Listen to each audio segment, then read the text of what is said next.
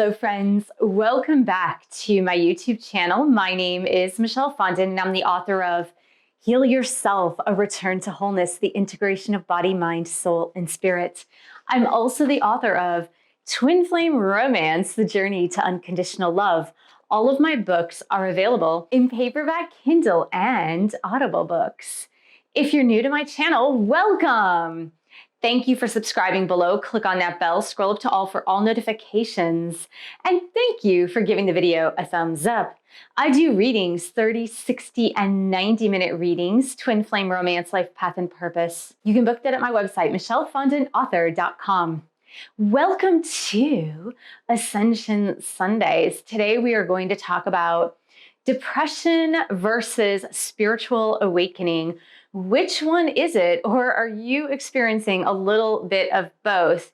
I'm going to put a disclaimer down below, and there is a disclaimer here. I am not a medical professional.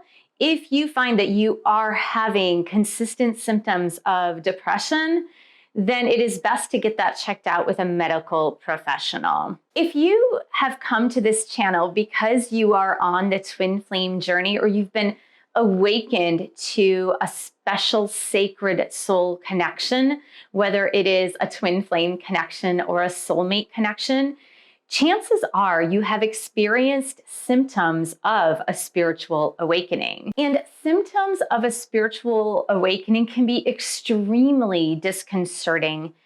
It can shake the ground from underneath you, and it can actually make you feel as if you're going crazy. And I know this firsthand.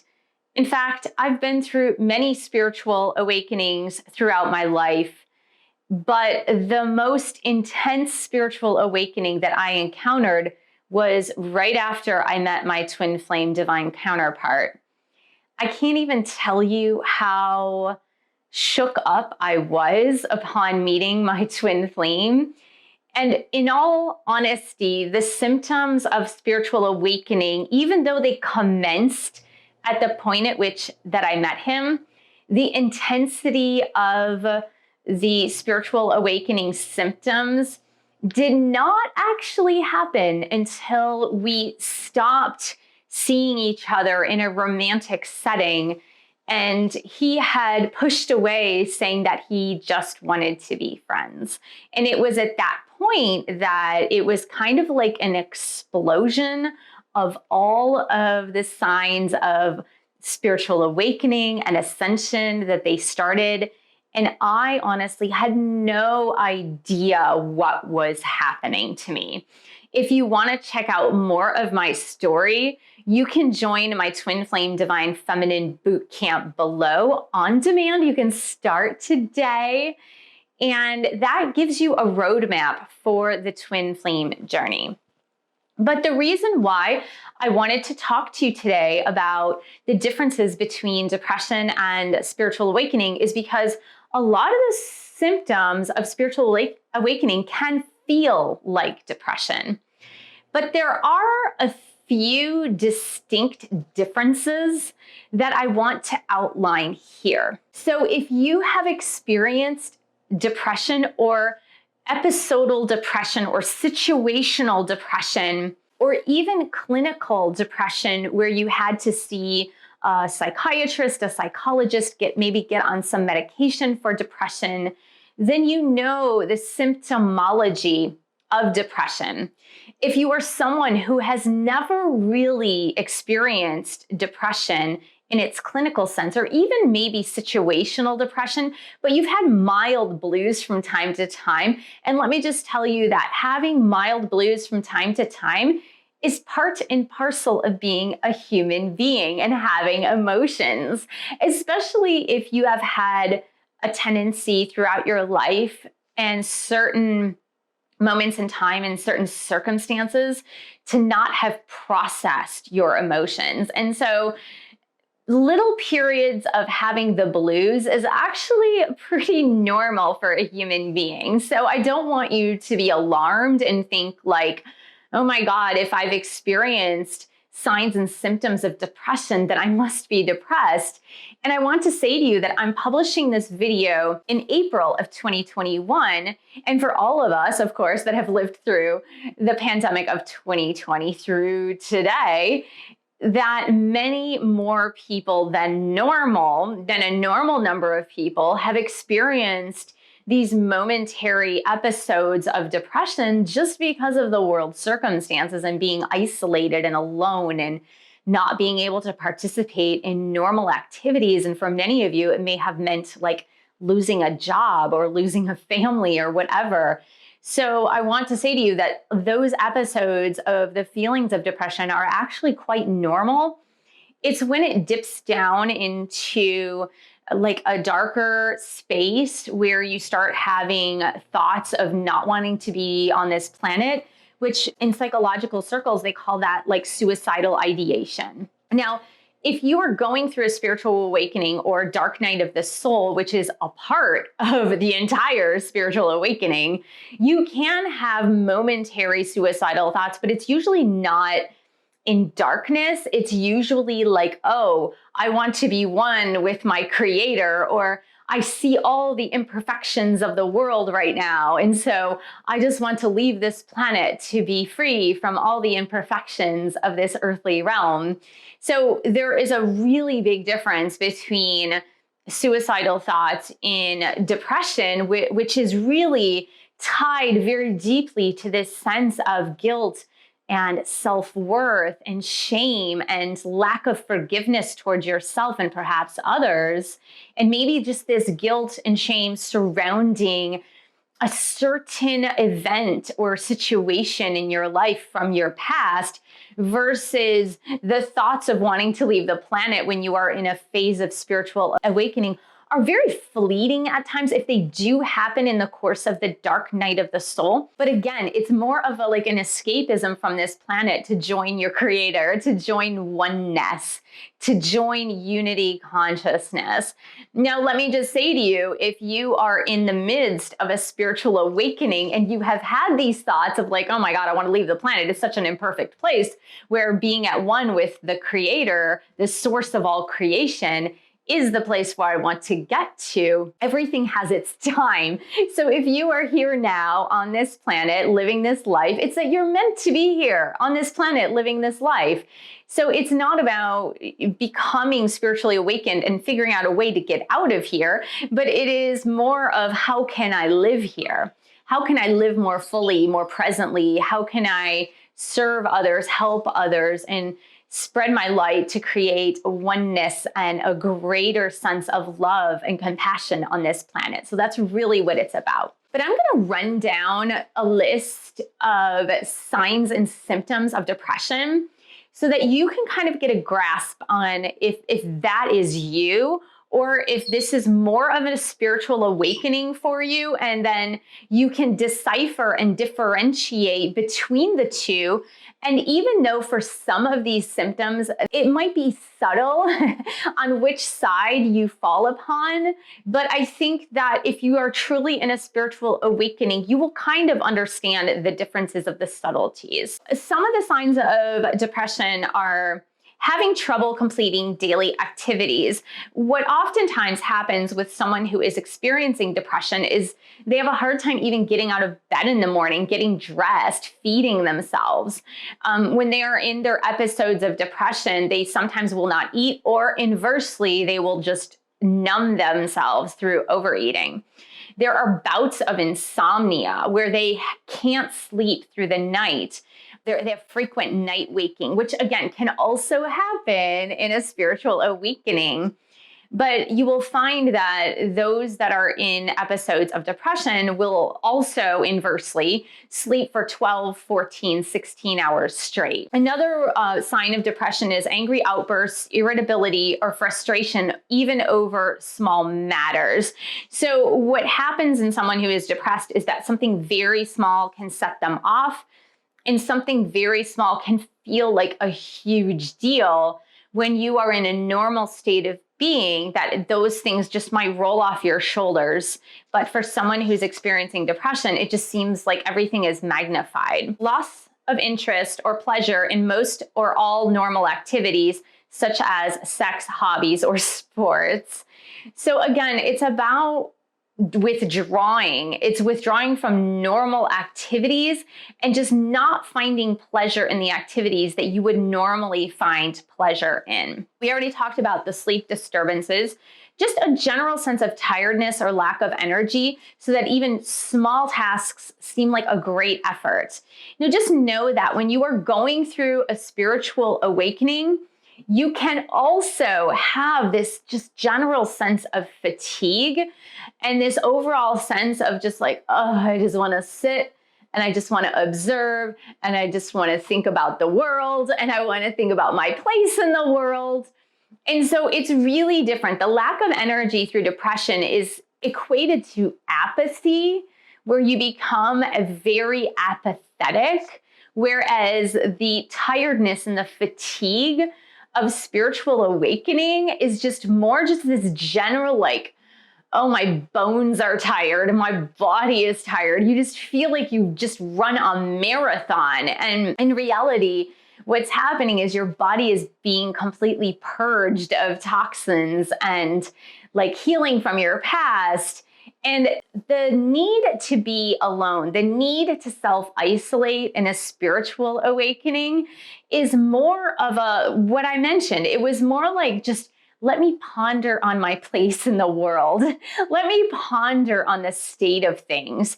And so what happens in spiritual awakening when people who are awakening self-isolate and they feel fatigued and they want to be alone, it's more of a sense of, let me figure out where I fit in this grander scheme of things. So there is not apathy, but it's more a sense of curiosity and wonder about, what is this? What is the meaning of life?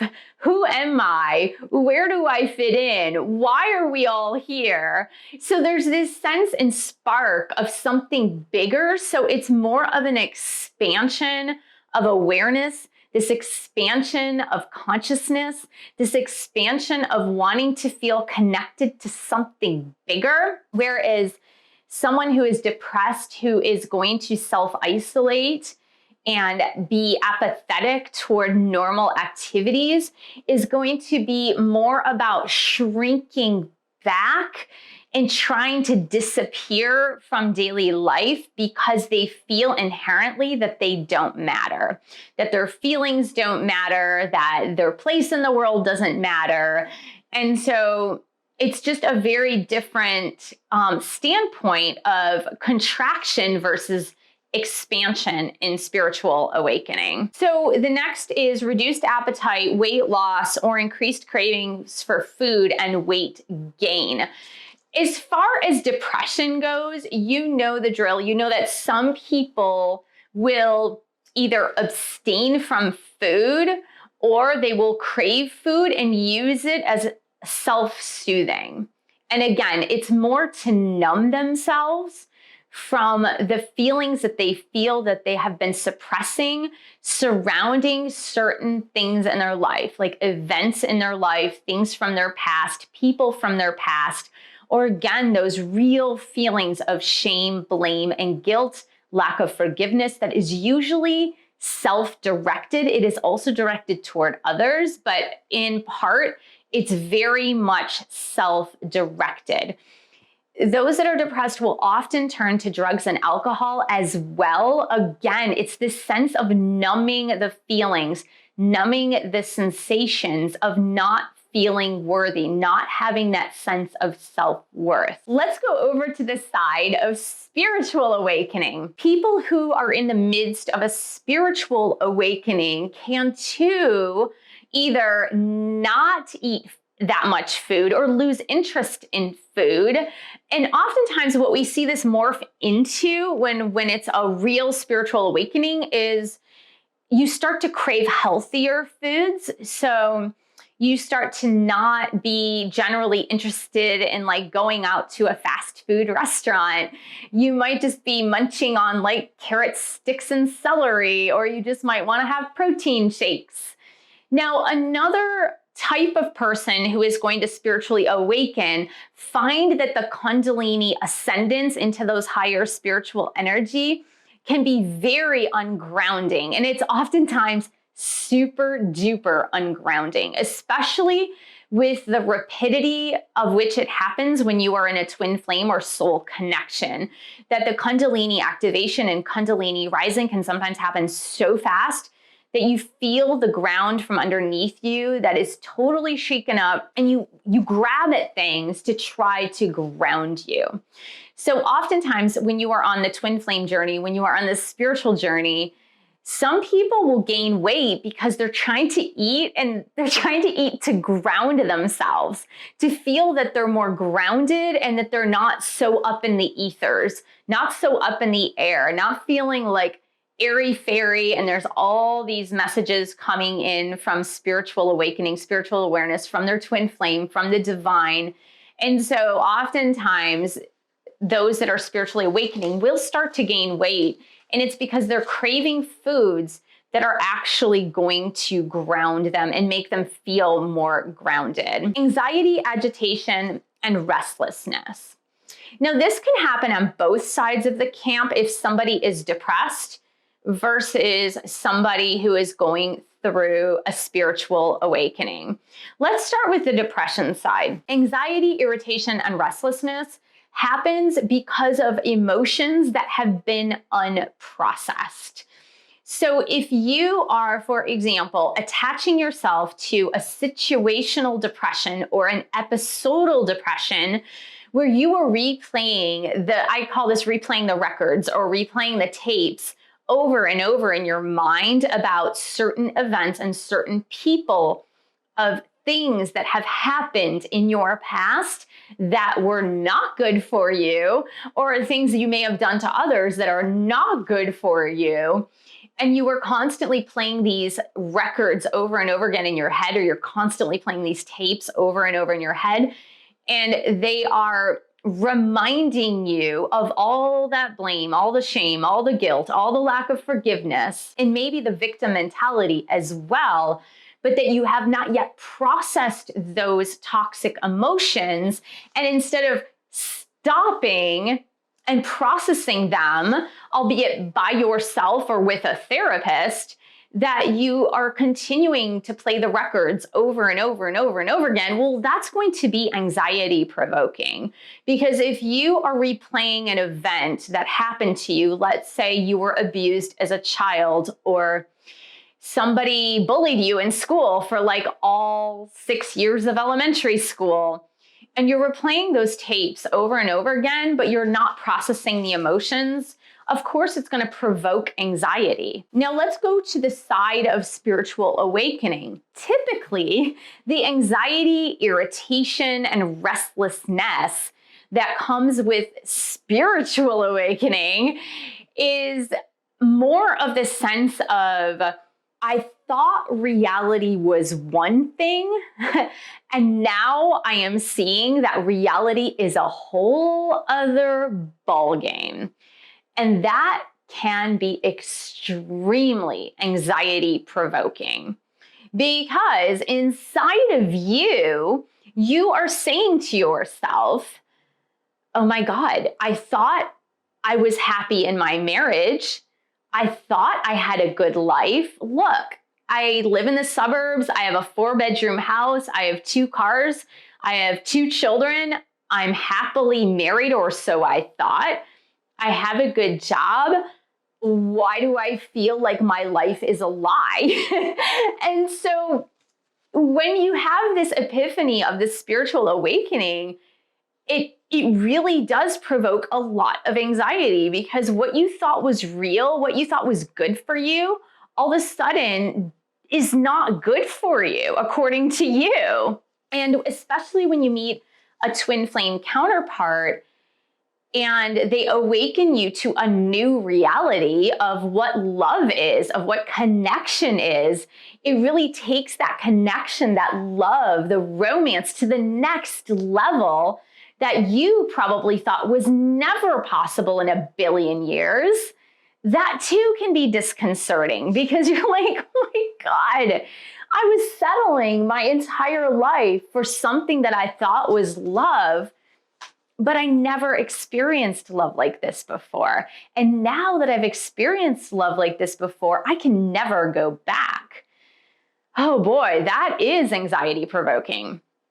So another thing that is really anxiety provoking is the fact that with spiritual awakening, you have an expanded state of awareness, expanded state of consciousness.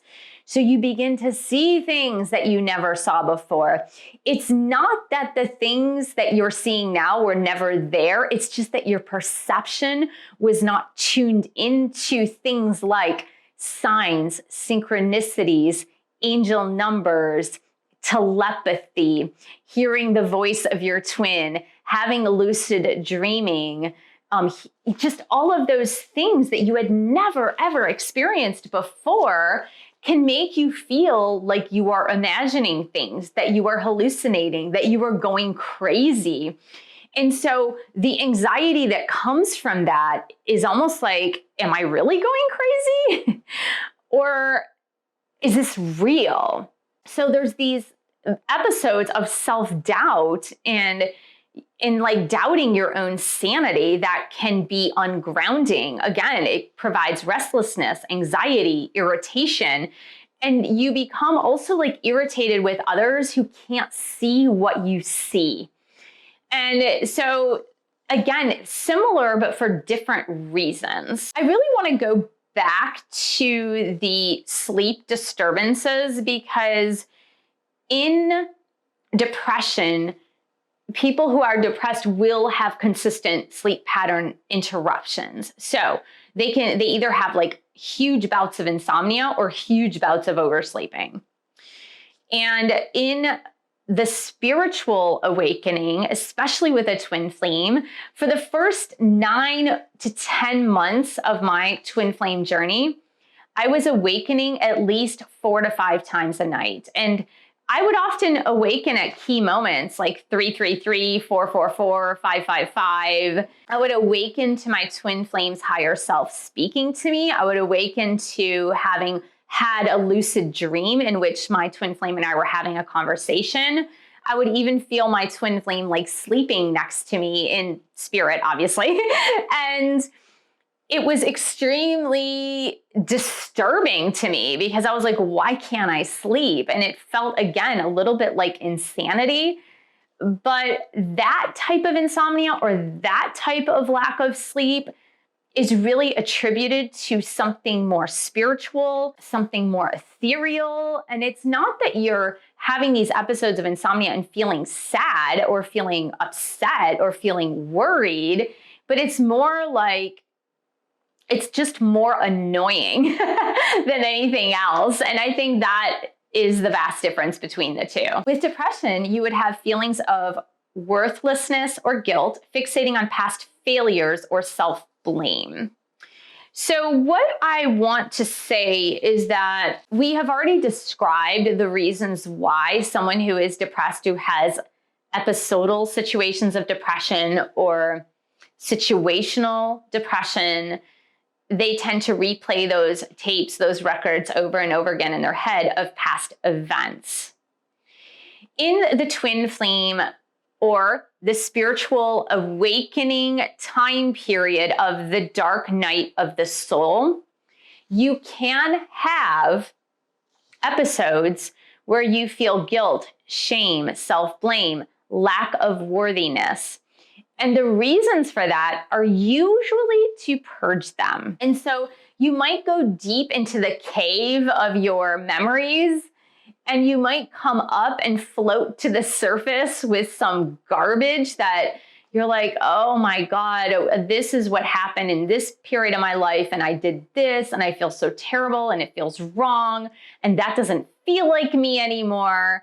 And those types of situations where you have that darkness, you can usually approach it with a little bit of light. It almost comes to you as, oh my God, I didn't realize that I have been doing that for 20 years. And now I realize it, and that is the most awful and repulsive thing in the entire world. And when you realize that, you're just like, holy crap, I think I can change this now. So when you go and you dive into the dark night of the soul, when you dive into spiritual awakening, you're looking at all of those episodes, those shadows, the darkness of yourself, the bad habits, everything with a little speckle of light. And so it's almost this awareness of, yes, I feel darkness and I feel despair about my life up until now, or certain aspects of my life up until now. But it's almost like I feel like this could get better. And on the other side, with deep depression or even episodal depression, it's more like this sense of hopelessness. It's like this sense of this is the way it's always going to be and it's never going to get better. So those are the vast differences. Now, to that end, about the deep emotions that come when someone is depressed, they can experience a lot of like crying, uncontrollable crying, crying for days. And again, it's usually very much linked to the past episodes. In a spiritual awakening, you can also experience hours, days, months of crying, uncontrollable crying. And that is typically linked to purging. Purging, shedding the old self, shedding the ego self, shedding things from the past, shedding things from your childhood, inner child, and also from past lives. So I'm going to give you an example that happened to me in my twin flame journey that had never, ever, ever happened to me, even in the previous spiritual awakenings. So what happened was about 6 weeks into my twin flame journey, when my twin flame said, sorry, I don't want to be romantically involved with you. And it was at that point that I was just beginning to understand this is a weird ass connection and I don't know what this is, but I know I'm supposed to be with this person and I know somehow I can't get away from this person.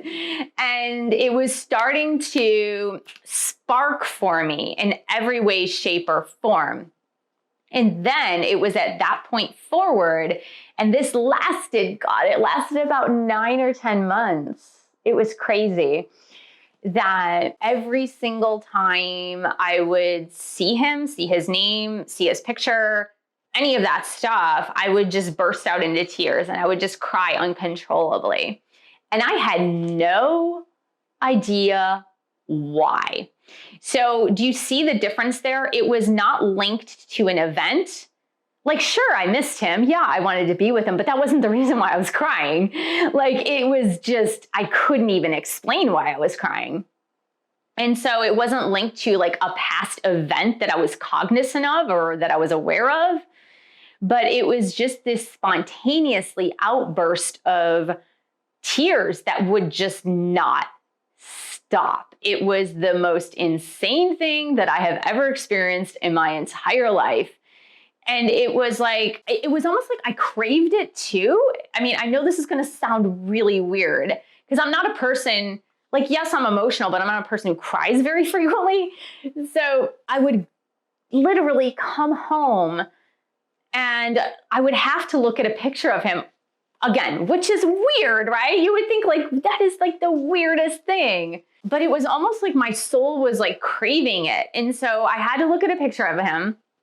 And then I would literally just like cry nonstop for like hours. And I wouldn't understand. I'd be like, I'm fine. Like on the other side of me, I'm like, I'm fine. I don't know why I'm crying, but I'm fine. And I would just be like, oh my God, I love him so much. I have such unconditional love for him. I don't understand this. And then I would have to like wrap myself up, get all shiny and clean. I go to bed. I of course have like the insomnia, waking up like 4 times a night. And then I would have to go to work the next day. And then it would start all over again, but it was just insane. So even if I would see my twin's name, I would start crying. And if I was at work, I would have to be like, okay, I've got to like get myself together. But the problem was that this lasted for days, for weeks, for months. It wasn't just one time. That type of emotional outburst and crying due to the spiritual awakening is more of a purging, and it's necessary. It's necessary to shed the old self, shed the confines of the ego. I'm not going to say you have to shed your ego, because you need an ego to live in this life. You are shedding the confines, the parameters of the ego that confine you to experiencing, like to not experiencing your higher spiritual self. And again, that type of emotional outburst, that type of crying nonstop it was almost like the crying was in a way separate from the me, from the self, because I was going, I'm fine, I'm okay, but I'm just crying. So it was just it was a very strange thing. And if you have been through this, if you've been through the dark night of the soul, then you absolutely know what I'm talking about. It's such a different crying episode from the crying that happens in depression. It's so different. Now, I have experienced depression in what I call situational depression. When I was going through, I had cancer when I was 28 and I was going through treatments and things were difficult and I wasn't figuring out why I was so depressed. And so I had these episodes of situational depression. Now, it may have been another spiritual awakening as well, but because I was in such a dark place, I couldn't really understand it, and I couldn't understand how to extract myself away from it or how to get out from it. What happened when I had met my twin flame and I went into the dark night of the soul 6 weeks later was just that type of feeling of sadness, but while being okay, was 100% different. It was just really, really different, because the emotions that were coming out were more the emotions of unconditional love for him, and just not understanding this flow of energy that was coming through me, and this flow of energy that was unconditional love for him.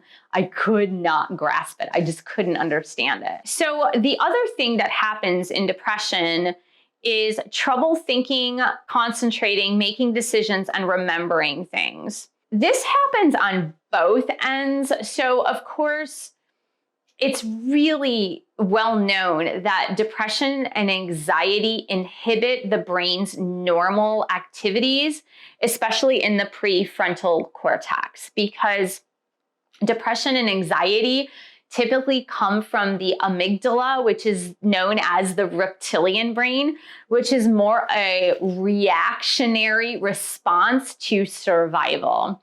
And when you are consistently in that reptilian brain, like you're in the amygdala, constantly flaring off the fight or flight or freeze response, it inhibits the brain from operating on a higher level. Because if you're constantly activating and reactivating the fight, flight, freeze response, it's based on the body, the mind, everything needs to survive. And survival is the lowest level of human consciousness that there is. When you try to have higher thinking, higher reasoning, higher problem solving, when you're stuck in the grips of depression or anxiety, it's not possible. You can't do that. You can't reason with yourself.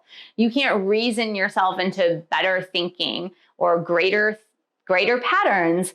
And that is exactly why, for both sides, spiritual awakening and depression and anxiety, that's why the practice of meditation is so incredibly helpful and important. And in fact, the Harvard Medical School, it's called the Henry Benson School at Harvard of Alternative Health, they have done tons of studies on meditation and depression, meditation and anxiety, as well as, of course, for more spiritual awakening. Anything you can do, any practice you can do to get you away from that fight, flight, freeze response is going to be helpful to you to restore a more normalized way of thinking.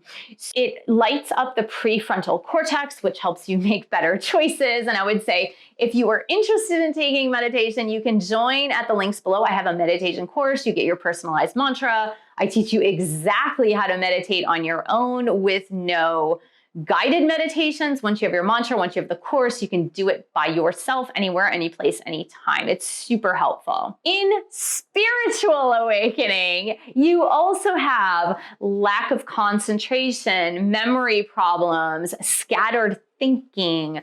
And the reason is because you are recalibrating. You're recalibrating your entire life. You're recalibrating your entire existence. You're recalibrating your agreement with reality. And since you are doing that, you can be very distracted at most times because it's almost like a child who is in a new place that they have never experienced before. And if you notice a child who's in a brand new place that they've never experienced before, let's say you take your 3-year-old to Disneyland and your child has never experienced Disneyland before, but now there are so many sights, sounds, smells, colors, and it's really hard to get that child to even listen to you or obey or to redirect that child to get them to where you want them to go because they're just taking it all in. They're absorbing everything. Someone who is on a spiritual journey and a new spiritual awakening is also experiencing life in a new light. So it's like being in Disneyland for the first time. So it's like all the sights, all the sounds, it's like everything is just completely overwhelming to you. And so again, you will have memory problems, and don't think like, oh, that's depression. It might be if that is something that you're ticking off all the boxes and saying, yeah, I think that might be me. But if you're pretty certain that it's more of a spiritual awakening, your memory will come back. Your levels of concentration will come back. Don't worry. You're still adjusting to this new level of awareness. Now, another thing is that in spiritual awakening, you're usually feeling things more in the body. What does that mean? That means that there's a lot with the kundalini activation or the chakra activation, the activation of the energy body that is happening when you are going through a spiritual awakening, which means that you might feel heart palpitations and you might feel some burning sensations in your solar plexus, or you might have lower back problems because your second or sacral chakra is awakening. You might feel like tingling here or headaches right here because your third eye chakra is awakening. Or you may feel like just headaches at the crown of your head because your crown chakra is awakening. So, or you might feel like constant sore throats or tickles in the throat because your throat chakra is awakening. The difference is like, you're usually like feeling symptomatic in many parts of the body, but generally corresponding to the chakras when you're going through a spiritual awakening. So you're kind of feeling it. You're feeling it in your body.